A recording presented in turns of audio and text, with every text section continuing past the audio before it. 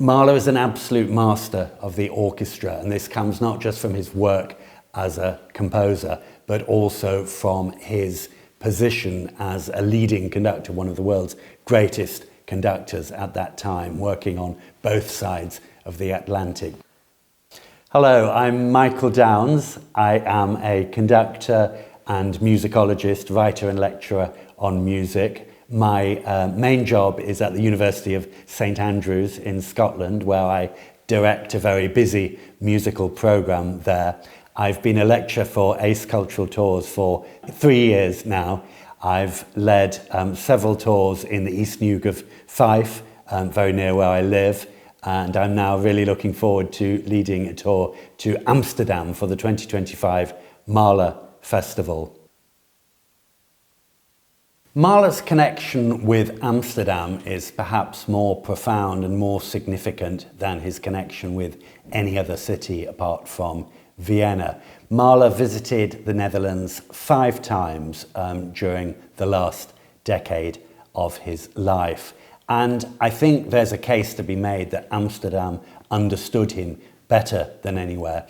And that was largely due to the young conductor Willem Mengelberg, who was Dutch-born but of German origins. Mengelberg became the chief conductor of the Royal Concertgebouw Orchestra in Amsterdam in 1895 at the age of only 25, a not dissimilar age to that at which Klaus Michaela is taking up that post now. Mengelberg was inspired from the beginning by Mahler's music, and not just by Mahler's music, but also by Mahler's own mastery as a conductor.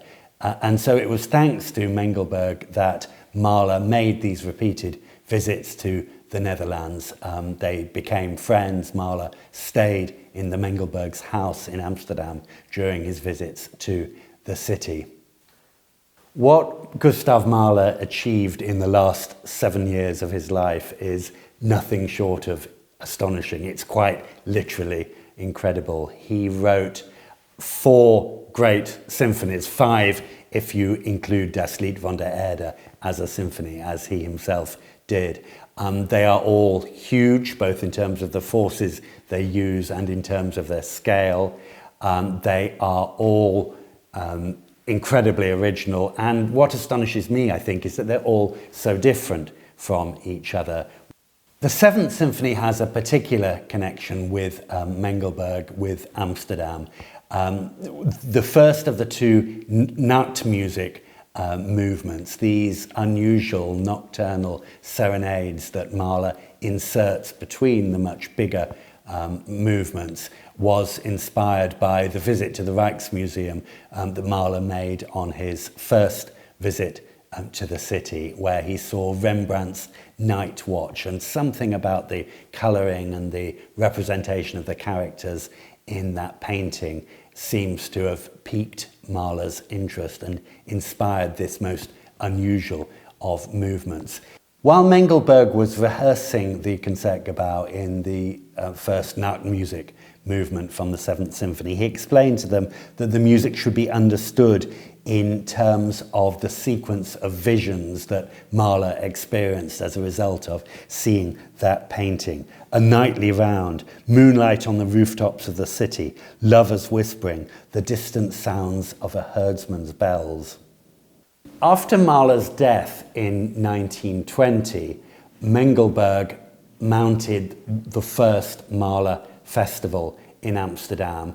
And if what Mahler achieved in the last years of his life is astonishing, so too is Mengelberg's achievement only 2 years after the end of the First World War in assembling all the forces necessary to mount all of Mahler's symphonies, then regarded as absolutely at the edge of what orchestras could do, and to bring together the infrastructure necessary to get an audience together to watch them all.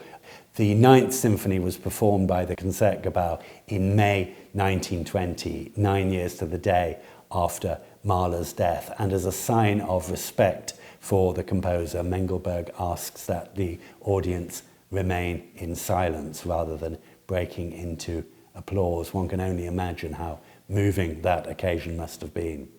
I think all of the distinguished guests who were present at that very first Mahler Festival in 1920 realised that this was a unique, once-in-a-lifetime opportunity to experience the work of this most distinguished of colleagues, the greatest composer, conductor of his day, with a completeness and intensity that would never be paralleled in their lifetime.